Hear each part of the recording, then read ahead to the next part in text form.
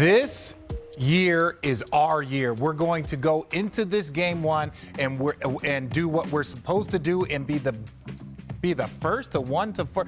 Wait. Be the first one to 4? Why? This one's a little confusing. So we're just going to go straight into the reveal game, right? Because I want to see some things in this series that you guys have set up. Ooh. We got Jalen. Switch sides. Quick. We got Jalen on one side with the handle. We got Perk on the other side. All right. We're going to start with the OG Jalen. I want to know, who is your star player in this series?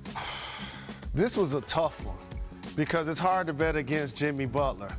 But I can't ignore what I'm seeing from Jason Tatum. He's the only guy in Celtic history to have 2 50-point playoff games. He set the record for Game 7. And when we did votes this year for MVP, he was amongst the candidates. Mm-hmm. I have to give him credit as a young player, and Perk knows this, being a Celtic, and you know this, RJ.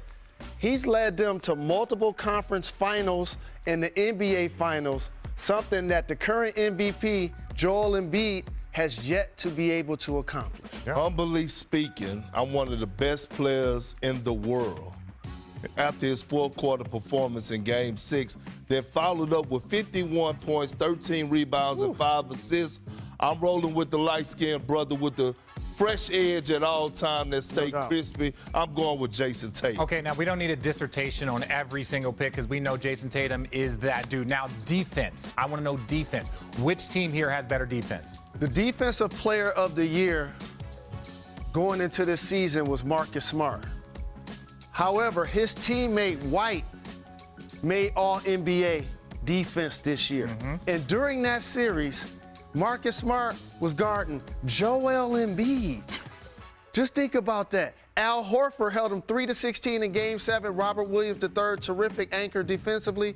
The Boston Celtics for defense. They clipped the #1 seed, right? Yeah. They breaking up happy homes when you talk about the Knicks. They're ready to trade Julius Randle. When you talk about the Heat, they may not have the names, the household names, but they get it done. They're #1 in the league right now in the playoffs for us taking charges, meaning that they're playing boxes and elbows, they're disciplined, and they're going to get the job done. I'm going with the Miami Heat. I like where you're at. I like that the Celtics went back to their 2 big lineup. I like that shooting. Come on, give me the shooting. The Celtics probably are the best shooting team in basketball. They're one of the only squads that put 5 players on the floor other than Williams, and a lot of times when he's not in, that can play D and knock down threes. I believe their record is like 41-2 when they shoot 40% from 3. Yeah, but guess who right up under them on their heels like a pair of socks? The Miami Heat. Duncan Robinson had his big moments against the Bucks. Gabe Vincent that came in, lighting it up. Kyle Lowry could shoot the 3. I'm going with the Miami Heat. All right. Wow. Winner tonight. I see. Okay. See, Perk, normally I call you a homer because you only say things about the Celtics, but you got 2 feet up there. You call me a lot of things. I call you a lot of things. Most of them we can't say on television. But I want to know, who you got tonight as the winner? Boston Celtics. Who you got tonight as the winner? I got Miami still in Game 1. I'm rolling with Jimmy Butler still in Game 1. Okay, just 2 days after a Game 7 loss in Boston, the 76ers announced that they were firing head coach Doc Rivers. Now look, Philly had 3 straight winning seasons under Doc, 3 second-round exits. Earlier today, team president Daryl Morey was asked about MVP Joel's reaction to the news. He was very close with Coach Rivers. And yeah, he was shocked about the change, and and it's my job to help convince him that the new coach is someone that he'll have a great relationship with as well. With James obviously having the player option, do you anticipate him being back here with the Sixers, being able to re-sign him? Who's that, James? We can't have those discussions yet, but we are interested in bringing him back.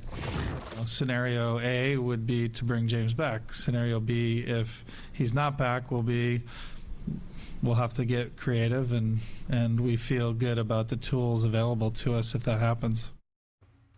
All right, we're here with ESPN senior writer Ramona Shelburne. Ramona, I want to know, what is your reaction to what you heard from Daryl? Well, look, I mean, they're going to have a new coach, and sometimes that is enough to change a team, but we've already done this before with them. And Doc Rivers was fired because his mission was to get them over the hump, and he didn't. It didn't get to the Eastern Conference Finals. But, you know, from what I'm told, this team is looking for somebody who is a creative offensive coach. When you have a team with Joel Embiid and who is already a great defensive player, you don't need all that much around him as a defensive mindset, but you need to have a creative offensive mind to start changing this offense around so it's not so ISO heavy or dependent on Embiid. He's led the league in scoring the last 2 years.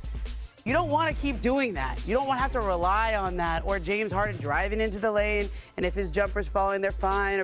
But if it's not falling, then they have no ball movement. They need somebody to retool this offense. And that list, there's a couple names on that list who are known for their offensive mind. I think Nick Nurse, Mike D'Antoni.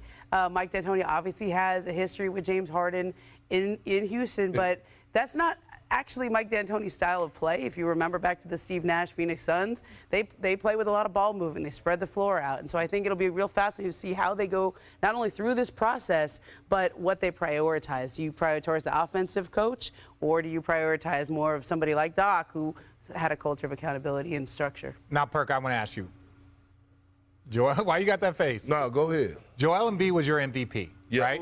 No, actually, I voted for Giannis, but go ahead. You voted for Giannis? Yeah, I did. Oh, after all that? No, okay, whatever. After Okay. all what? No, I'm just. You voted for Embiid last Yeah, year. I know. You voted for Embiid last year, excuse me. So what do you think of this situation? Embiid wins the MVP. James Harden, both of them do not perform the way they should, and Doc is the one that goes. I think it's ridiculous, and I think it's a hidden agenda there. When you look at their roster right now, 2 of those guys played with James in Houston under Daryl Morey. He bought House and P.J. Tucker. They have the roster, right? What are you not? I mean, what are you supposed to do? Not give the ball to Joel Embiid offensively? He led the league in scoring 2 years in a row under Doc Rivers. We all have seen these moments with James Harden where he has vanished, okay? Vanished, completely folded. And that's what happened. And so when I think about Daryl Morey and I think about all the things he's saying, and we're looking for a coach to do what? To do what? We saw the emergence of Tyrese Maxey. What coach are you going to bring in there that's going to fit the system that you want them to fit? We also have to remember this about Daryl Morey. He was the one that was trying to change the entire league to not taking mid-range shots. Layups or threes. He the one came up with that dumbass analytic, and all of a sudden now he's sitting up here talking about some offensive changes, right? You think about Tobias Harris, who is making a lot of money. Doc tried to put him in position to be successful. He has failed them on numerous occasions. I just don't understand the firing of Doc Rivers. But I do understand it because it's more so about the relationship with James Harden and Daryl Morey than it is anything else. Well, you have to have the players to fit the system that you want to play. What is the system? Well, James Harden is a system in and of himself. No, I agree. No, he has for a decade been that guy. And they haven't been successful. But I also don't know if you want to switch it and say we're going to cater to James and put him in a better position, and then we're going to figure out with Joel Embiid. They don't have a lot of options if James walks. Get out if they do. Joel, leave. All right. Well, we're going to go from 2 top 3 picks to another.